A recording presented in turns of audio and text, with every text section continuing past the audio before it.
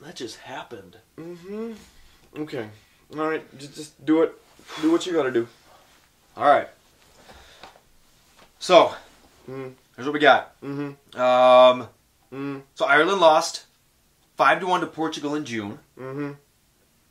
Portugal lost to the Dutch in 2012, and the Dutch lost to Mexico last month. That's right. They did. They did. Mexico lost to Burkina Faso in 1985. That's a phenomenal game, by the way, and just go watch the highlights. It's so good. Beautiful. Yeah. Burkina Faso lost to the Faroe Islands in 93. Historic win. I think I see it. Faroe Islands lost to Scotland in 1962. Okay. Scotland lost to Spain in 93. And the USA beat Spain in the 2009 Confederations Cup. Oh, yeah. We're back on top. Boom. USA still better than Ireland. Yep. They're not going to be beaten. That's awesome, dude. Nice job. Nice job. I like it. Yeah, that's right. It's all better, right? Yeah, it's fantastic. By the way, so we gotta film the next episode, and we still need a sketch for that, dude. Oh, you know what? Glad you brought that up. I actually wrote one here, and I think it's our best work yet. But dude, we had like Bruce with an iron skillet sketch a few episodes ago. That was pretty good, man. That was pretty good. You know what? I might even say that was great. This is perfection. Really? Oh, just wait. Okay. Okay. So, you're gonna be playing Vikings spokesman, Lester Bagley. Oh, come on. Do I have to? No. All you need to do is read this one line. One line? This one line. Okay. Okay, I am Viking spokesman Lester Bagley. I have no ethics and morals. We have a great story to tell about our great soccer-specific venue and our passionate ownership that has been working on this for several years. Did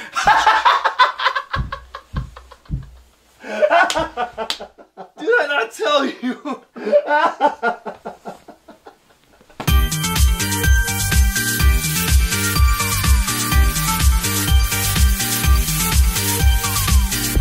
Hey everybody, welcome to Two United Fans. I'm Nach.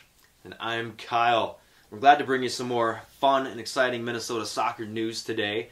I've got some fun things coming up for you in this episode, but first we just wanted to take a second to show our support for Minnesota United FC, the professional footballer of choice for all Minnesota United fans. The only professional soccer team in Minnesota, and it's going to stay that way. Yep, that is 100% what we hope happens in the state, what we back. Although, wait. We don't mind if, like, Duluth gets a team, right? That's a good point. Or Brainerd. Good rivalry. Fargo Moorhead. Yeah, I like this. Hey, USL Pro, get on this, man. 10 teams in Minnesota, I think the state can support it. I think so. But with the Twin Cities, Minnesota United is the only professional soccer team here, period. Full stop. That's the way it's going to stay, okay? There is no question about who should remain the professional soccer team of choice for Minnesotans in terms of the Twin Cities. It's Minnesota United FC. That's it. Black and blue. Boom. So what we got to say about that. So, in the meantime, while all of that fun is sorted out, we brought you an interview with the star, the superstar, the Superman, Christian Ramirez. Jason, who helps us with all of our video editing and makes us look pretty, was down at the Soccer Bowl and got a chance to interview him and talk a little bit about how the season's been going and what he's been up to. Yeah, I think I make myself look pretty, but that's cool. I need help. Well, anyway, speaking of Jason, he's also the president of the Ralph's Mob, which is a supporters group for Tampa Bay Rowdies. And I had a chance to catch up with both him and Jim Oliver, who heads up the Dark Clouds here, who are Minnesota United FC's supporters group. Both of them were in San Antonio also for the Soccer Bowl to attend the NASL Supporters Summit. So the first segment that we have is some quick questions about the Supporters Summit, what went on over there, and then I also asked Jim and Jason about the supporters' experience in the NASL, what it means to run a supporters organization and to be a supporter in the NASL, which is the second division of US soccer compared to, say, being a supporter in MLS. So we hope you enjoyed this episode, but we'll take a quick break and come back with my interview with Jim and Jason. Hey everybody, welcome back to Two United Fans. This is a segment with Jim Oliver from the Dark Clouds and our fantastic editor Jason, who's head of the Ralph's Mob down in St. Petersburg, Florida. And of course, Dark Clouds being the supporters group for Minnesota United FC, the Ralph's Mob being the supporters group for the Tampa Bay Rowdies. So, can you guys just give me a quick overview of how long y'all have been with the organization? And we'll go with Jim first. Yeah. I have been a Dark Cloud, kind of a card-carrying member of the Dark Clouds, I guess, for 5 years. And I've been on the executive board for almost 4. So, a while now. And I'm a card-carrying Dark Cloud for about 2 years now. And been with Ralph's Mob since 2010 when they were still FC Tampa Bay. Obviously took a bit of a hiatus as I moved around the country, but was on the board this year and as a treasurer, and became CEO/president or whatever I'm calling myself today. Well, we reorganized to more corporate structure, which sounds very exciting, but truth is that just this year basically as an active supporting, controlling, narcissistic, psychopathic member. Jim, I think you need like a title like El Presidente or El Jefe or something, you know? El Jefe would be awesome. So how did you guys get gone into taking like leadership roles? Like, why did you guys do that? Jason, why don't you go first on this one? I blame it on Jim, to be honest with you.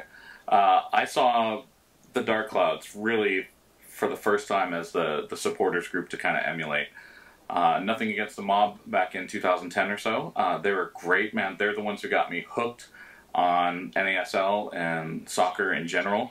But it wasn't until I went up to Minneapolis and hung with the Clouds and saw really how an inviting and just enthusiastic supporters group can really change the entire atmosphere of the game. So when I got back down to St. Pete, I wanted to bring that to the Ralph's Mob and really kind of emulate what you guys are doing up there and put my own, touch on it as well. Okay.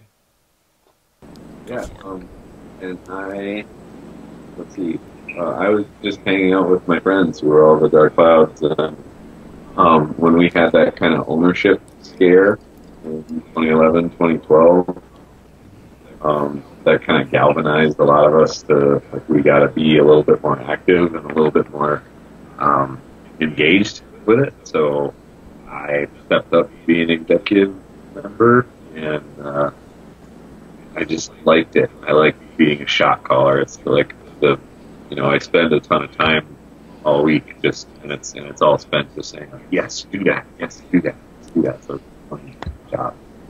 Yeah.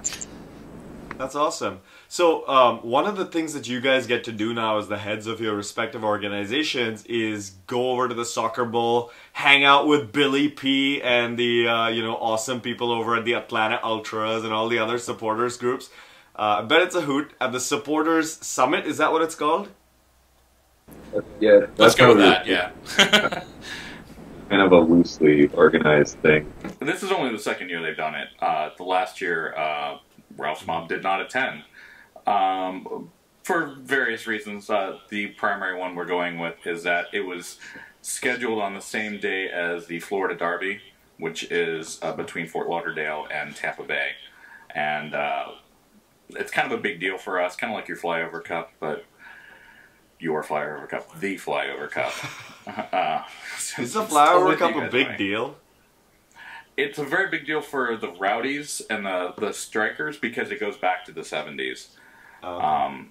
Right. No, I was saying if the Flyover Cup was a big deal. I mean, like, so far, honestly, the Edmonton game, the biggest appeal of it has been, when Edmonton plays Minnesota United, it's that Lance Parker comes up and we get to do Calvin Klein chants, but, Lance Underpants. Exactly. It's fun, man. It's fun. So, okay, getting back to the Supporters Summit, though. So, this was in San Antonio this year, and you guys, I mean, I'm honestly in my head when I think like NASL Supporters Summit, I'm seeing everybody in this like 60s postmodern deco, like Bill Peterson is lowered to the ground in an egg and he breaks out with a guitar solo. What was it like? Like, where were you guys meeting? we were. It was almost exactly like that, except the egg was just a chair at the head of a hotel conference room in downtown San Antonio. This was nice this year because we were actually in the city of San Antonio. Last year it was like an Atlanta airport hotel. I mean, it's kind of a quick morning meeting on a weekend, you know. So it's a 24-hour turnaround on a flight, and then talk to the league and jump back on a flight at home. So Bill Peterson didn't like hit a button and like the New York Cosmos rep like falls into the ground and then a fire comes up and I'm very badly burnt. No, so what is why do they have a supporter summit? What's the whole point? Because some of the people viewing this video probably don't understand the reason for having something like this. I'm not sure whose idea it was originally. Brian Malakian, the operations manager of the league, kind of puts it together every year, and I think it's equal parts. It gives the league kind of a chance to tell a small, kind of really active representative group of fans what's going on in a relatively confidential way. So it gives them a chance to speak really directly to fans that are going to kind of have some discretion, and it's not necessarily like a big media push of something, but it just is a way to kind of softly get word out about things a little bit.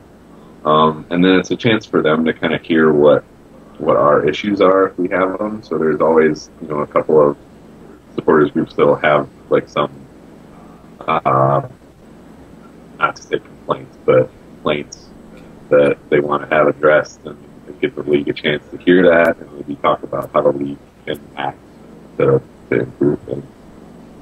It's not really structured, but it's just kind of a sounding board.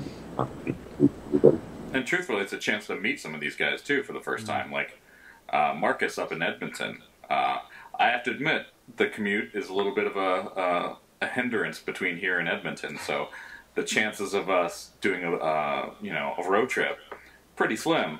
Okay. Not that we haven't driven up to Minnesota for a game before, but it wasn't even your game. I know. Hey, what can I say, man? Love you guys. But, no, I love you too, Jason. But so let's talk a little bit about. I know some of the stuff that came up in the meeting, is probably, probably not stuff that we want to talk about right now. But can we talk about some of the things that maybe y'all took to the meeting and addressed, just from our side, or from the Ralph Mob side, some of the things that y'all mentioned as things that the NASL should be looking at this coming year? I think Jason and I both kind of looked through our social media stuff and sort of asked people what they care about. So I heard a lot of people wanted to know if the streaming options are going to change so that people maybe have an easier time getting games shown either in bars or just have a more consistent product at their house. That's a really big one. So we talked about that a little bit. There's always kind of the question of away support and making sure that the league has some standards for people to follow. I think we've seen a lot of improvement of treating away support this year, and it's partly because supporters groups are talking to each other, but I think the league is being a little more active in helping clubs figure out stuff like that. So we talked about that again this year. Jason, can you remember anything else? The Supporters Cup, or Supporters Trophy, which both of us actually ended up getting pinged on for social media about that. It was originally the Woonsome Cup, I think. Woosnam Cup. Woosnam? So just let me address it for our viewers really quick. You go just give them first. the background, which was the Woosnam Cup was a trophy that was fan organized in the past, I believe, and was meant to be the trophy given to the team that wins the combined table every year. Anyway, go ahead, Jason. No, it's fine. Because I actually did not know a lot of the history behind it prior to coming to the meeting, or prior to going to the meeting, and then doing the research on the way there, finding out a little bit more about it. It has a Wikipedia page. It does. It actually has its own webpage too. Yeah. But the idea was to honor some of the previous iterations of the NASL with the title, And I think that was the biggest hang-up, is that we had this concept for the last, 4 years or so? Mm-hmm. Was it 4? 2? It was 1. 1 year. Put it on Wikipedia. Whatever you put on Wikipedia, that's the truth from now on. The truth is definitely there, but we didn't have a physical trophy. And so a lot of us are saying, hey, well, why don't we have this, you know? And again, looking at MLS, they have a supporters shield that's been supporters funded too. So we wanted to do something similar and say, you know, this is coming from the fans directly for the best overall effort to the team that had the best record. So that came up on the agenda. We actually got a lot done. But unfortunately, we couldn't use the name because of issues with the family releasing it. So the Woosnam name. The Woosnam name, yes. Which correct. also, it's named for Phil Woosnam, the former, I think, head of the old NASL, which folded in the 80s. Correct. And so we moved ahead with what initially was the North American Supporters Award, or NASA. Did not foresee any kind of conflicts with that, because that's a unique name that no one has really kind of trademarked yet. Well, it's going to be defunded anyway and cease to exist soon, so I mean, it'll be fine, don't worry. Yeah, no big deal. It's all going to be ICS, which ironically, or ISC. International Space Coalition, isn't that what it is? I don't know. I'm sorry, dude, I just totally blanked on that. But anyway, so we came up with that, and then it was suggested through social media that we changed the last word from award to trophy, making it the NAST, or we give up the nasty at the end of the year. Which I think is kind of cool. That's funny. What's that, Jim? I like trophy name. Yeah, I don't see why not. And then, you know, we talked about what it's going to be as a physical representation for the trophy. You know, somebody mentioned a bucket because you're going to drink out of it. Like that idea. Mentioned a boot, which was brought up by Marcus, who's German, and, you know, I don't know where he got that idea. Drinking beer out of that. And then, you know, cup, bowl. We wanted to move away from saucer because a lot of the dinner plates have already been taken as far as awards are going. Yeah. And it's a little bit difficult to drink surly out of, to be honest with you. What if you get like a physical representation of the tailgate, like a gold-plated hamburger? Like it's, you know. Well, then we'd have to award Shane Hill every single year, and that would. But we'll have to do an episode on that reference some other time. So, okay guys, let's cut this segment right here, take a quick break, and we'll come back and talk a little bit more about the supporter scene in general, okay?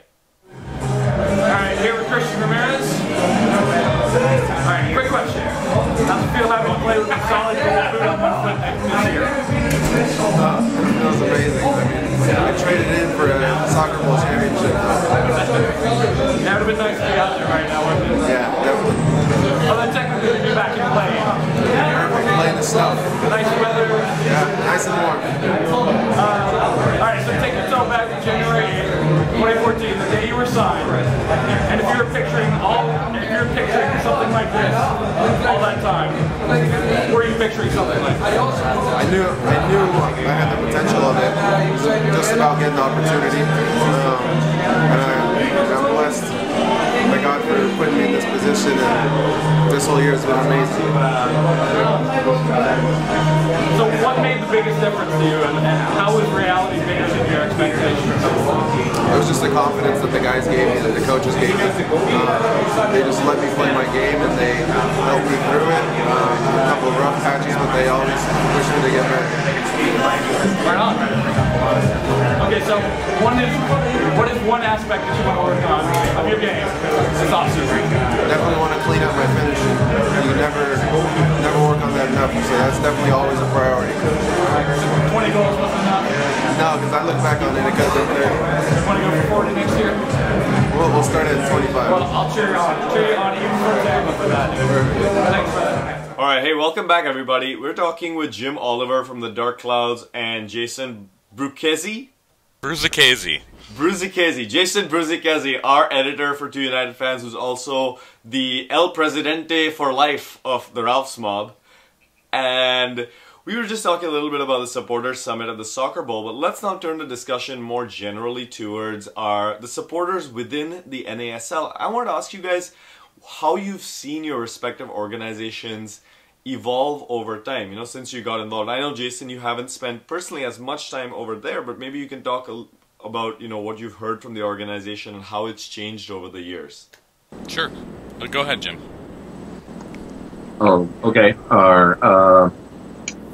I think the big change for us has just been that when I started hanging out with the Dark Clouds and getting involved with the Dark Clouds was the time when the team didn't really have any relevance in the area, right? I mean, you lived here and you didn't know.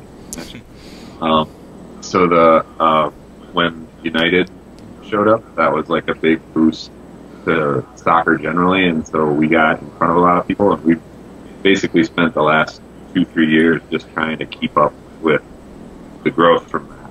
So, you know, we've seen that section grow from 18 people 7 or 8 years ago to I don't know, 200, maybe 150 pretty regular attendees in those stands. And so getting those people involved and getting them supporting what the Dark Clouds do, it takes a lot of work to kind of keep, you know, to welcome people in and then make them feel like they're a part of something and try to get them active to do things. So that's where we're at, is just trying to manage that growth and kind of strike while the iron's hot and get cool things to happen.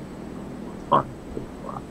Yeah, I had a chance to interview some Dark Clouds who'd been there from the beginning a couple of months back, actually, and hopefully in a future episode we'll get some of that stuff onto the pod. But I mean, they were telling us about days when, you know, back at when the group used to be at the Jimmy, the stadium in St. Paul, and there'd be like 6 people sitting behind the visitors bench, and now I'm, you know, standing in front of standing, I should say, behind the goal where the Swansea City goalkeeper is, and there are 400 people just going nuts, and it's hard to imagine the old days for someone like me who's not, you know, been there.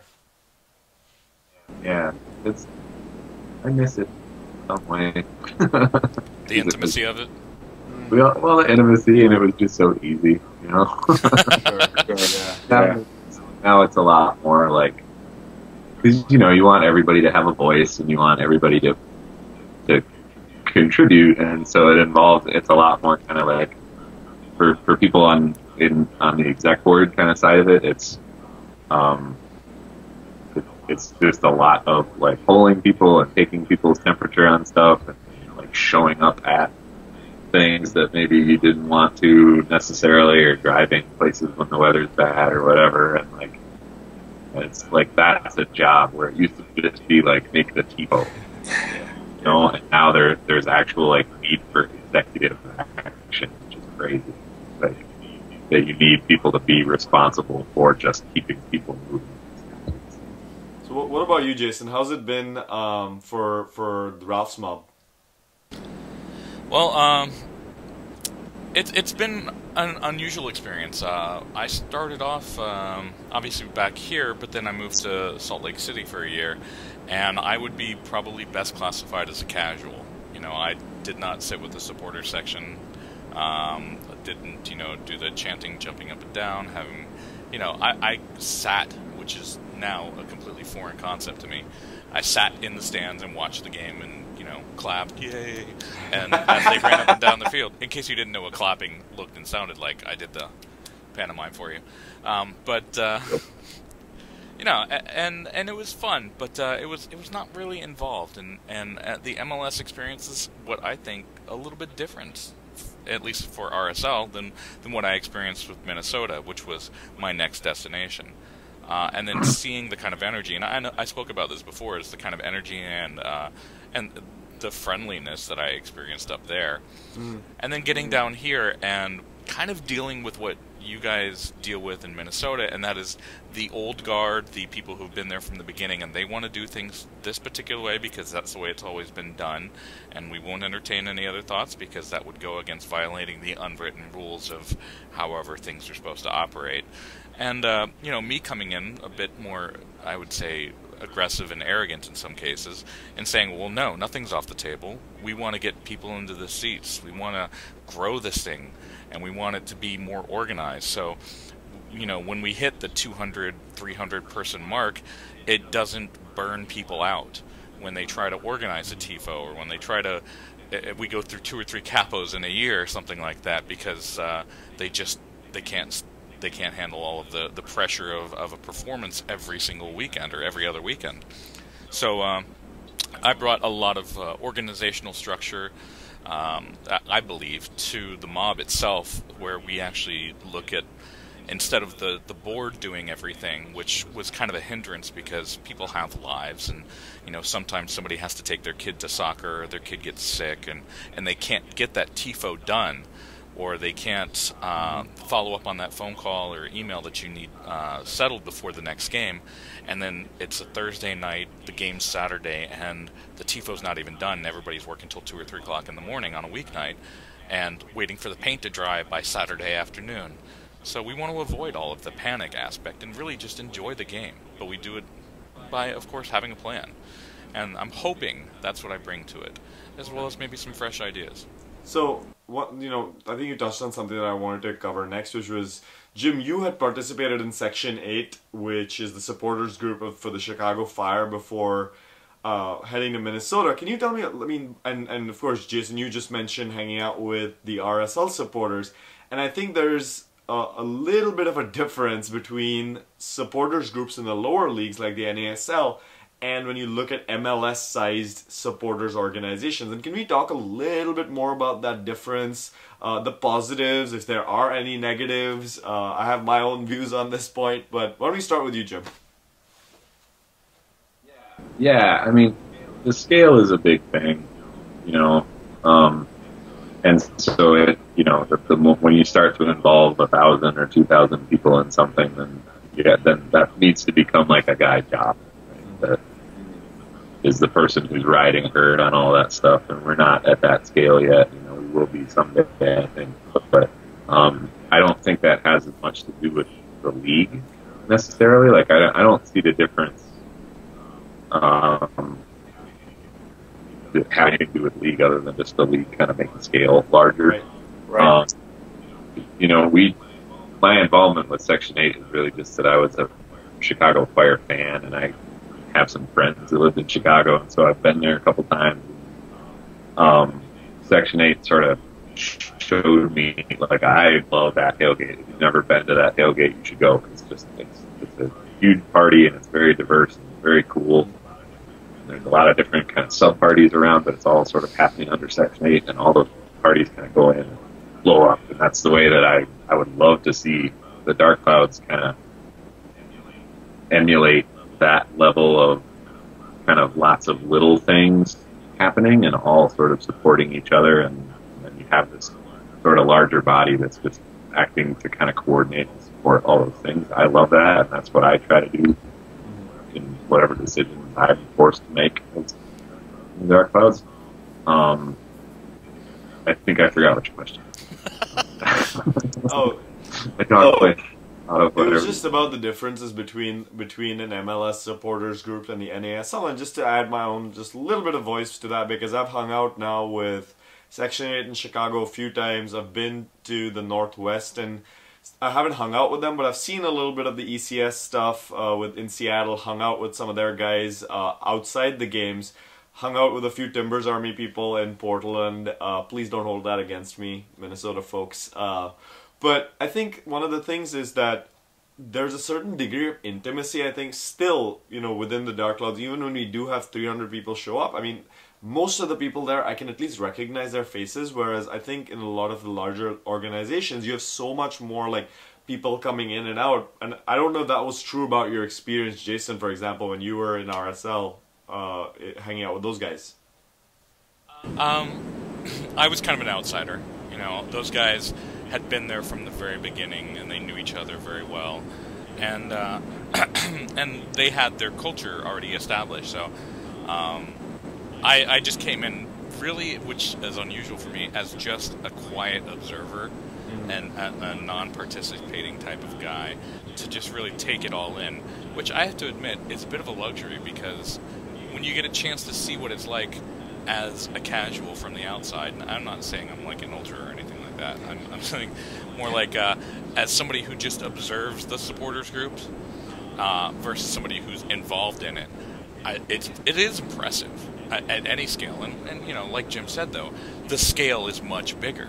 You're talking, instead of a 100-person section, you're talking a 1,000-person section, and drums and smoke machines, or not smoke machines, sorry, dry ice or flares or smoke bombs or something like that, and these gigantic, amazing tifos, and you're like, wow, I want to be involved in that. And then, you know, you go to the NASL level, and it's not quite at that scale, but it's the same enthusiasm. And like you say, I think it is a bit on the intimacy side, when you kind of get the cheers mentality where everybody knows your name, and it's comfortable. And the big fear is that you lose that if you get bigger. So let's talk about that specific point, because, you know, that's been brought up a little bit about Dark Clouds, and I think this is going to be the last question that we really cover here, which is, do you lose something by going way bigger? And say tomorrow, Minnesota United goes MLS for next year. Is there something that we lose? And is there something that we gain? I don't think so. I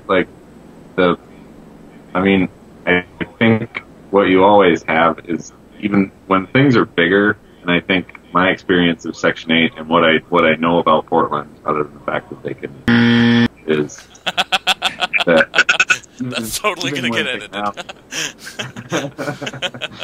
Well, I think even when you have those big things, you're always going to develop smaller scenes. And so, like, that's what holds all this stuff together, is that you have groups of people find each other and can do things together, so they start hanging out together and more like a scene. That's what feels good about this stuff to me, and I think that's what's always going to happen.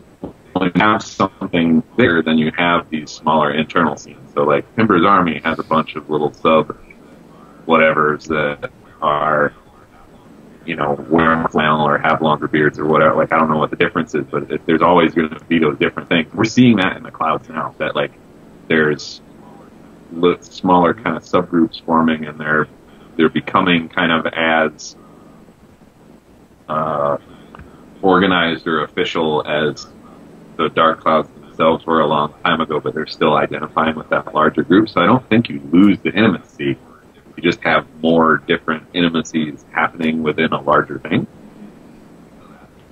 That makes sense. So that's weird. That's a weird way to talk about it. Well, it's funny you mentioned that, because the guy I was talking to from Indy 11, he's with Brickyard Battalion, but they have Slaughterhouse 19, who is a subsidiary of Brickyard, and they have a couple hundred people just in it, but Brickyard's even bigger. And he said there's like something 20-something different, I guess you'd call it a chapter, or something like that within it. That doesn't matter. Let's say again?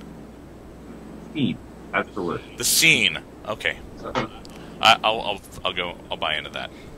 So yeah, your groups of friends, without it sounding, you know, cliquish or mean girls-ish or anything like that, because it's nothing like that. Sure.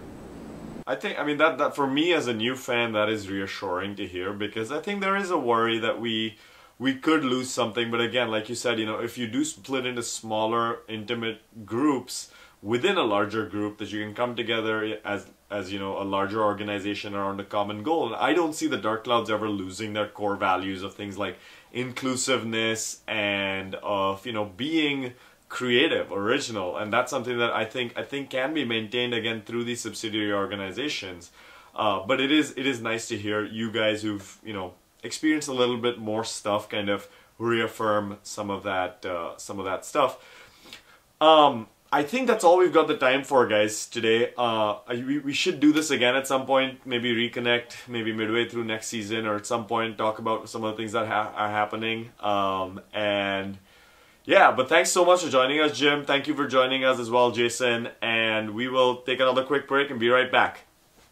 Hey folks, thanks for watching our episode of Two United Fans. Really appreciate you taking the time. Subscribe on our YouTube channel so that you're getting the new videos on time. You'll also see some other things that we post from time to time that aren't our episodes. Also follow us at Two United Fans on Twitter and find us on our Minnesota United on Reddit. I'm Nach. And I'm Kyle. Thanks for watching, guys. Bye.